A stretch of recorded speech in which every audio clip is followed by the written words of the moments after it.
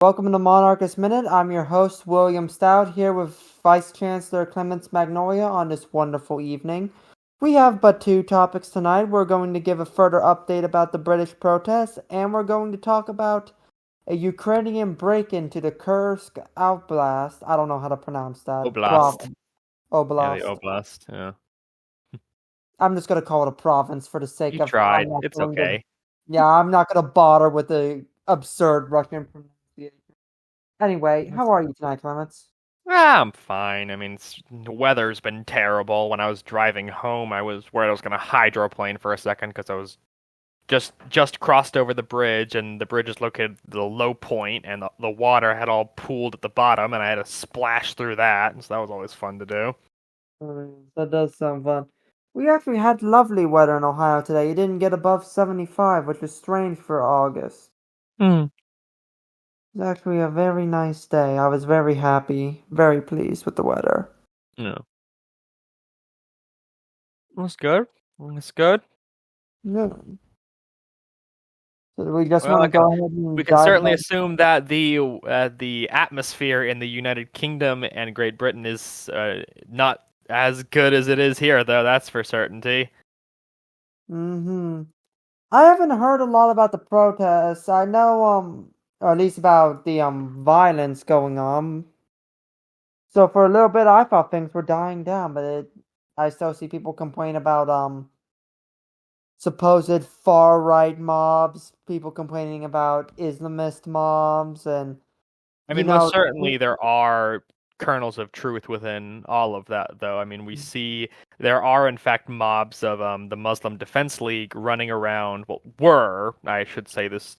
Thankfully this has died down, but there were mobs of Muslim men running around with machetes and hammers, threatening people, and in some cases even assaulting people, and the police proceeding to do nothing due to their two-tier police system that they are using in the United Kingdom, which is that one group is treated more amicably than another group is, which is, of course, the Muslims are treated more amicably than the native British population. now here's my question: is this two-tier police system just something pundits came up with, or is this like This an this actual is like? this has been actual policy. This was something that has been Right, used okay. before, yeah.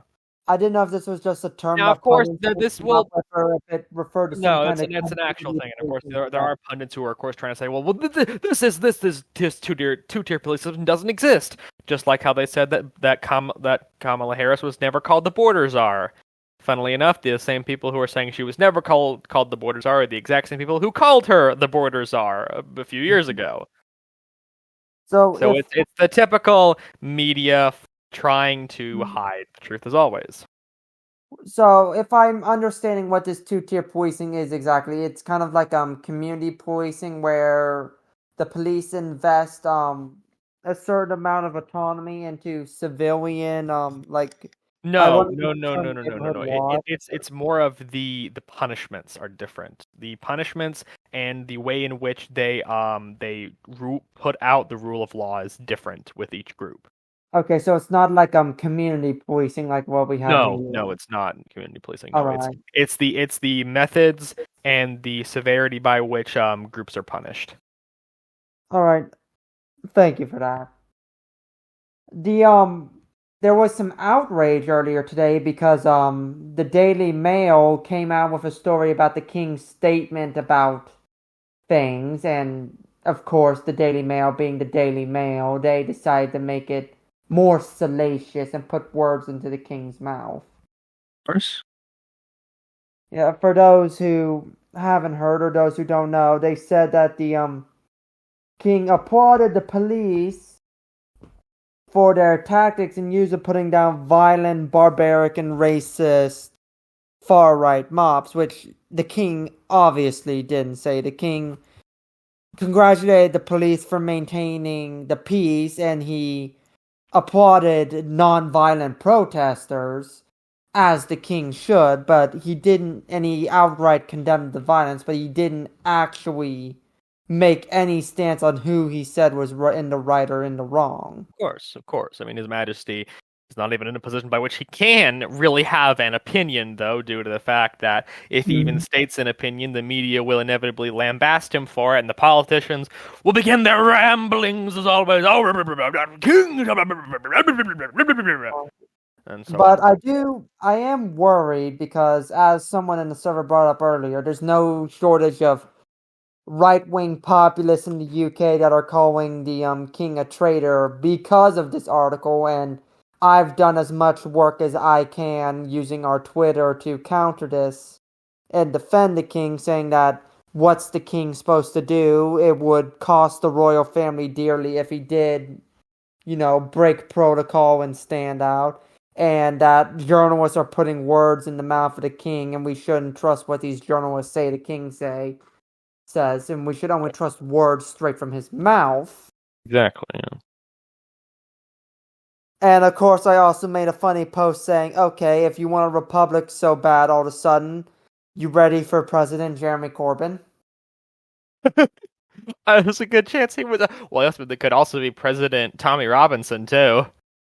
Yeah, but like I'm saying, the point is, are you really willing to get rid of the monarchy, the only impartial thing left in the British government? No, it's not the hold on. It's not the only thing that's impartial in the government. It is the only thing keeping nothing that holds this union together other than the monarchy. Right, and then what? Just because and I know I'm not really supposed to curse on the podcast, but I am, because these right-wing populists these right-wing populists would bitch, piss, and moan if they abolished the monarchy and then Labour just happened to monopolize the future British presidency, parliament, and everything. They would absolutely cry about it and just be like, well, you got what you asked for. Exactly. You don't? It's like, okay, so we all remember that one episode in SpongeBob that got turned into a meme with the kid complaining about his ice cream and the dad going to... Yeah, what is it again? I can't remember exactly. It was pistachio ice cream. Oh, yeah. It's just like, but I don't like a Labour government. Then why did you let it happen? And why did you vote for it? I mean, well, you have to remember that the people didn't really vote for Labour, though. They just voted not conservative. Because the majority of people in every party agreed the reason the Conservatives lost was because they were incompetent. Right, and even conservative voters even said, why did the party lose? Well, it's because they were incompetent. And if I remember correctly, reading about Labour's performance, Labour had its lowest performance ever in years, and it was just simply because there was such low voter turnout this year, and because of the first past the post system that they didn't get a lot of people voting for them overall. They got enough votes in all the right places. Which is a wonderful time to talk about why first past the post voting is stupid. Honestly, given a unitary system like the UK, I don't know why UK doesn't do proportional representation. They'd be a prime country to do proportional representation. They almost did ranked choice voting, but there was a thing called Nick Clegg happened. Who's Nick Clegg? Sounds like former leader. The former Nick Clegg party. He was also known as the man who helped to kill off the Liberal Democrats after they had been doing quite well. He worked with the Conservative Party and the first David Cameron administration, and he basically tanked the entire party, which has not recovered until this election, in which whoever their current leader is, I think it's Ed Davey, I believe. Let me check. There are two things I would like to see the United Kingdom do. Yes, Ed Davey. Ed Davey was able to rebound the party, bringing them to 72 seats, up 64 from before. Although their vote gained, they only actually gained 0.6% of the vote. but due to the vote splitting caused by the Conservatives and Reform, they were able to gain more. There are two main things I would like to see the UK reform. I want them to see them become a proper federal system instead of having these separate parliaments within a unitarian system that's just really fucking stupid. And I would like to see them go for proportional voting. So what I want to see in the UK basically is, since they have the Scottish and the Northern Irish parliaments, I think Wales should get its own parliament and England should Wales get already has its own parliament. Oh, Wales already has The some only parliament. the only ones that don't have a parliament are the actual English. Everyone else gets a parliament except for the English. Well, then England should get its own parliament, and then they should have a national parliament, which is the Westminster Parliament. But then everyone also has their own local parliament, and just make a proper federal system instead of whatever the fuck they're doing now. But here's the question. If England were to get its own local parliament, what city would host it? Possibly York. I don't know, like maybe Winchester. Some historic cities, like because York was the Manchester, historic capital. I mean, possibly maybe? Manchester, but I think it might be depending. It depends on what they're going for. Are they going like historical significance? Then possibly Winchester, which was the capital of the Kingdom of England for a while. Is Manchester in Wales technically, or in No, England? no. It's kind of like right on the Oh, border. no, English. No, Manchester is. I know, but it's like in that Oh. northeast western corner that's kind of like right on the border. Manchester is further to the west than Liverpool, to the east than Liverpool is, and Liverpool is much closer to Oh, the isn't Liverpool in Wales Welsh border. proper? Hmm? Isn't Liverpool in Wales proper? No, they're miles from the border. There is really only three major cities in Wales, all of which are in the far south: Swansea, Oh, wow, Newport, man. and the capital of Cardiff. Okay, now that I'm pulling up a map of the UK, I did not realize Manchester was that far inland. What about Birmingham? Birmingham would be a good choice. It's a larger city. I don't know.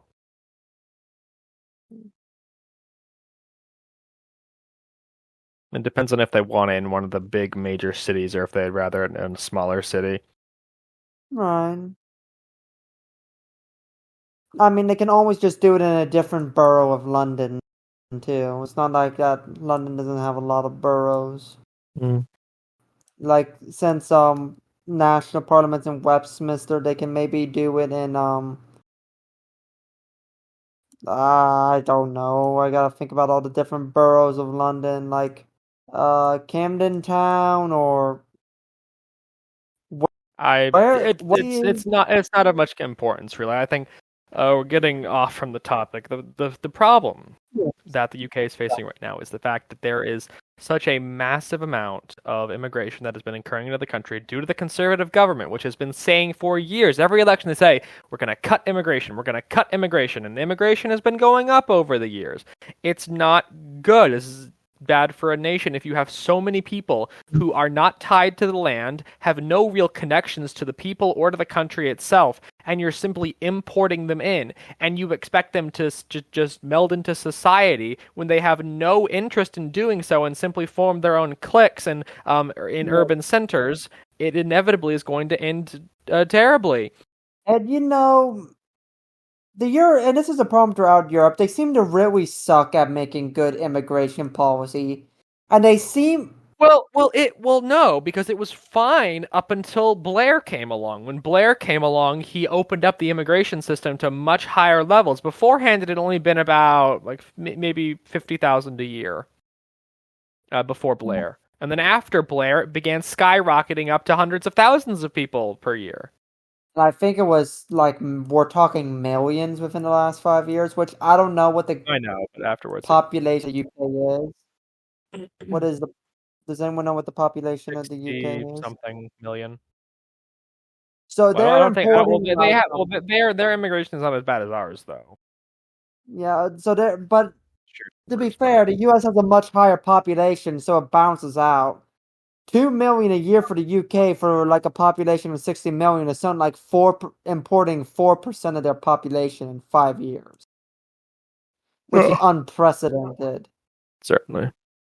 Yeah, but yeah, when I was saying that Europeans seem to suck at immigration now is that I don't know if it's just because they have their bleeding hearts or whatever, but they seem to have been sold on the myth of how immigration works in America and they ran with it, even though that's not actually how immigration works in the US.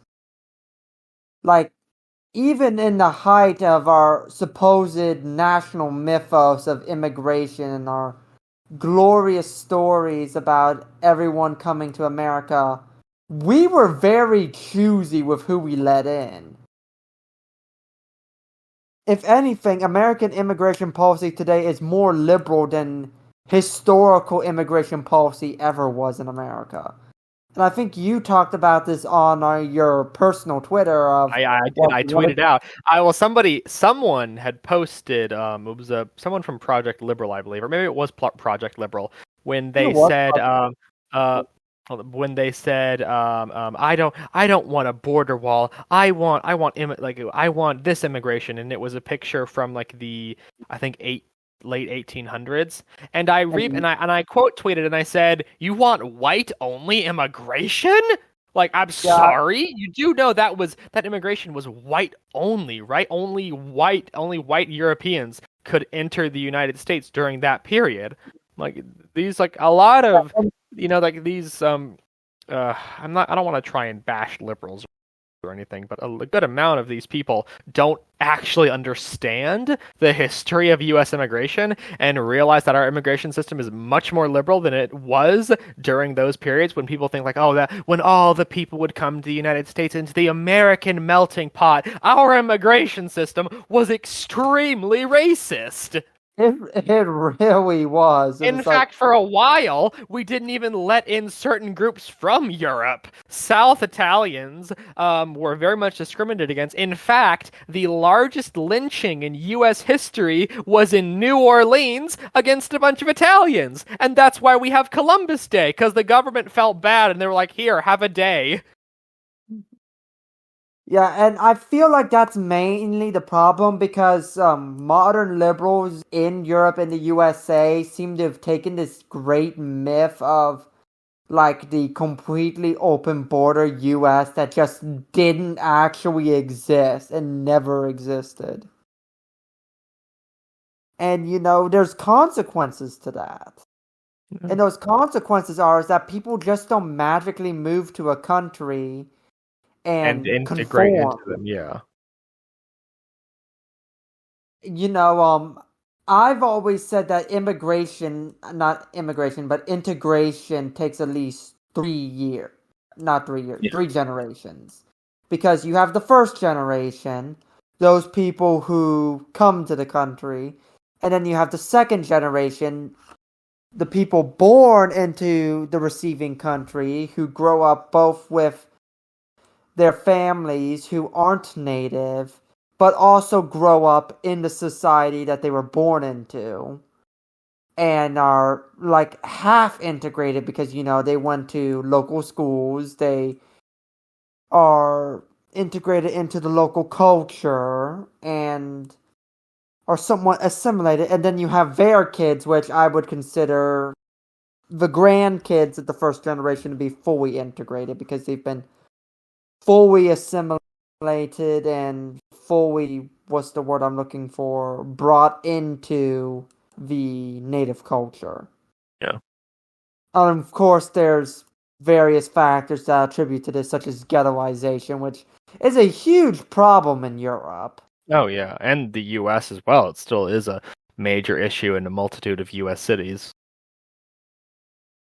Although I will say that I don't exactly always mind the little like Chinatowns and everything, because occasionally they're charming. The problem is when they're but when it becomes the fact of what is basically segregation, so it's more of a, I don't know if I would not self-segregation in general, but sometimes it can be a sort of self-segregation or even a segregation by the masses or a what could happen. What did happen was that that white Americans would move out from these areas that were more mixed and cause them to be self-segregated and create their own self-segregated communities in the suburbs. Right, white flight. But it's like, I don't mind, but like I was saying, I don't mind ethnic enclaves if the ethnic enclaves, keep themselves civil and clean and well organized and they, don't cause problems. The problem is that that's not always the case. Yeah. I mean, but then again, you don't usually, at least when it comes to the few ethnic enclaves we have in Ohio, because believe it or not, we do actually have a few. You don't really see that problem with foreign enclaves as much as you see it with enclaves of native-born minorities. Because we actually have a Somalian enclave in Cleveland, and they seem to be very nice and very well taken care of. Yes. I mean, it's certainly some things like that are very often can be seen, very often are seen.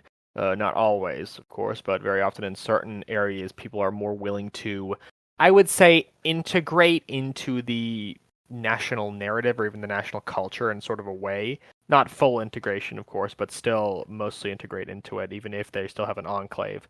That itself is not a negative. It's just can become a negative if it sort of festers in itself, and by that I mean festering in sort of a separatistic kind of way.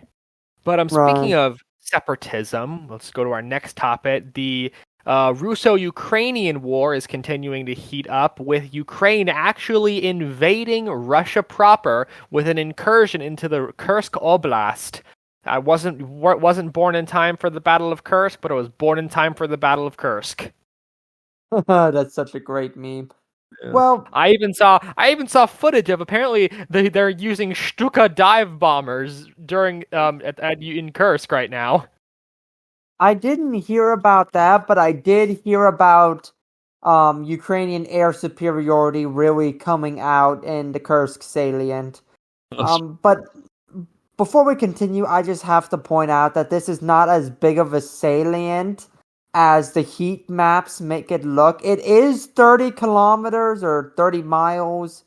I can't remember if it's kilometers or in miles into Russia, but if you actually look at it compared to the national map, it's a fairly trivial parcel of land.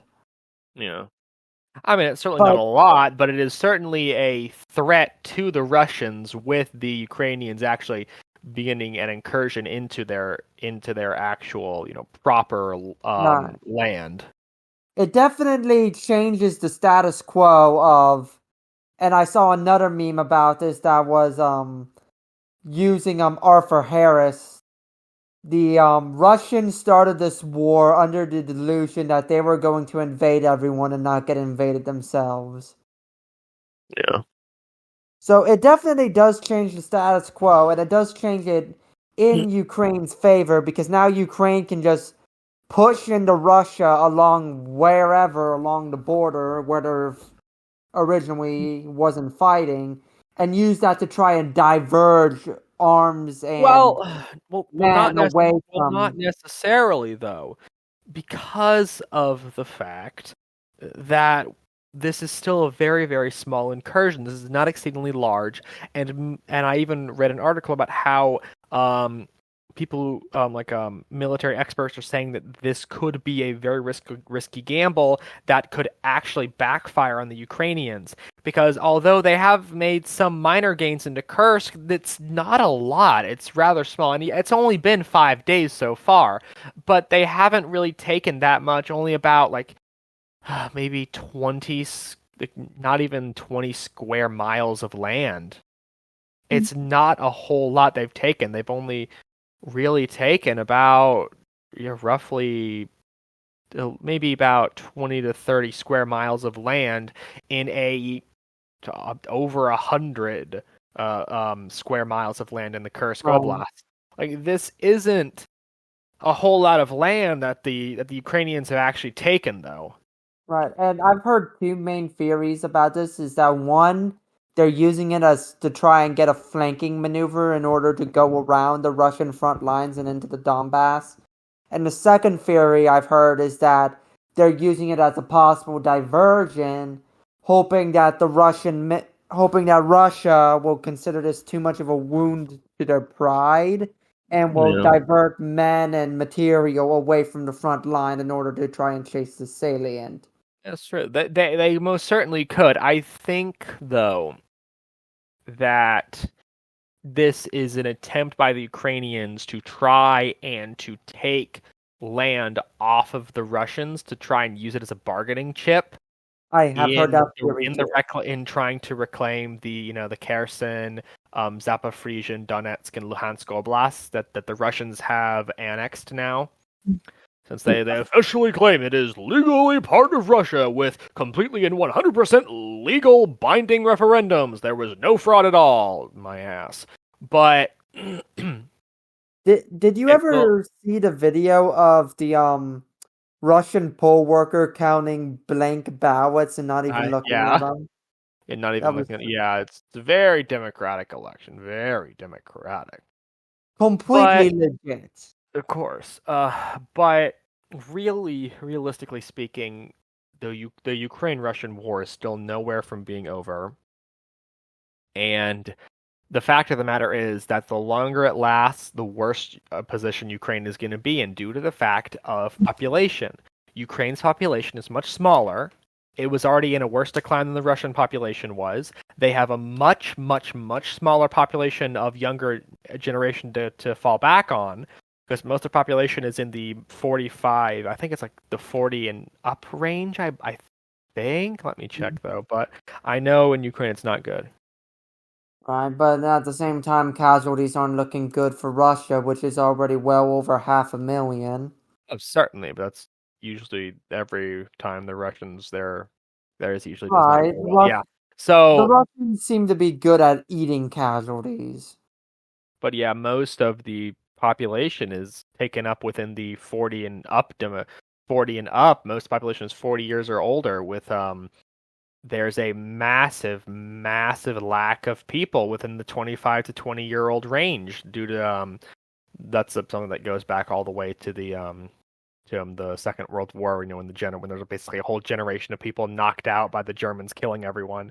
But now that is leading to problems, along with the fact of general population decline in the country. And so now Ukraine simply doesn't have enough young people. And a lot of those young women and their children are leaving the country and going to other parts of Europe. So now you have an even larger population decline. You have people fleeing and already a population decline.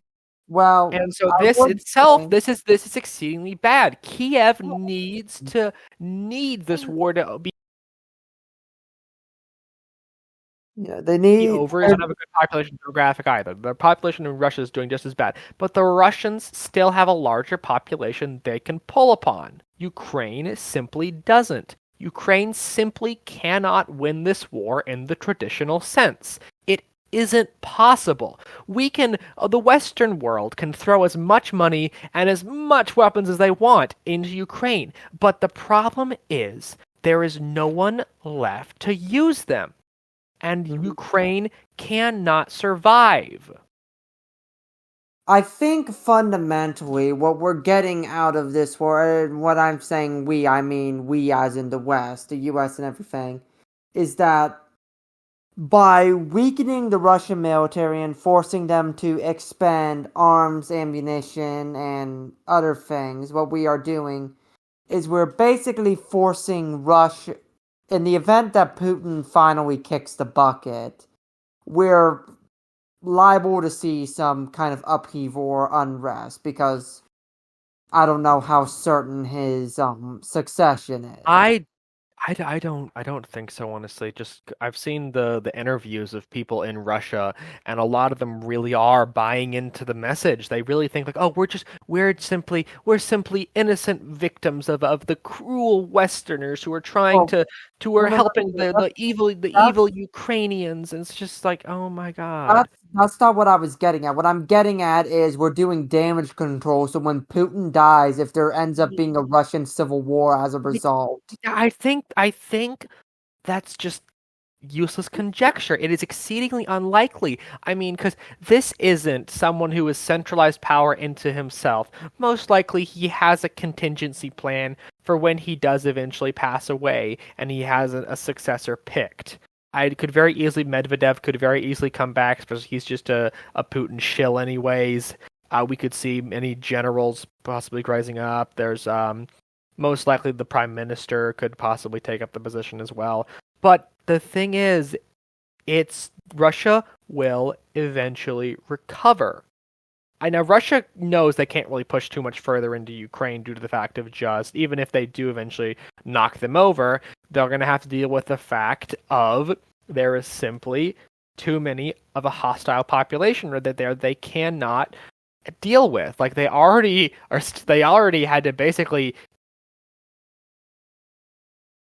use source of manpower to fight against the Ukrainians right now, and that they can't use the Ukrainians against someone else. They can't use the anger and the rage against someone else because the Ukrainians hate the Russians more than the Chechens are willing to go and be little Oh well, mercenaries for the Russians. that's actually a funny story because the exiled Chechnyan government is actually in Ukraine fighting for the Ukrainians.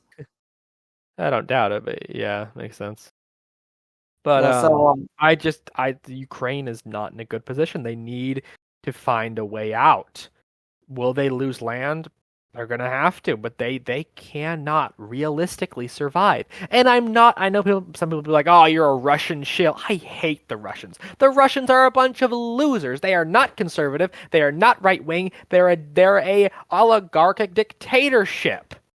And I do not like them, but I and understand that I don't want Ukraine to just be dead. Ukraine will basically go extinct with how the war continues. we need to play the long game in this case, and in this case, Ukraine cannot win the war now. They can't win the war. It's simply not possible. But enough damage has been done to Russia that Russia is going to be out of commission for a very long time. And during this long time, Ukraine can enter the EU. We can pull funding and everything into this country to get it built up, modernized, industrialized, and basically build it into a modern country, get it integrated into Western traditions, Western ideas, and everything, not and of course Western military standards to basically prevent Russia from going further in, I and then we mean, just have to wait for Russia to die. yeah, I mean, but the thing is, they kind of already are. The real problem is just the population decline. That's a problem everywhere. But of course, when there's a massive war like this, it just exacerbates that issue. It's tragedy, but what's happening in Ukraine. And of course, I think on that sad note, we will be wrapping up.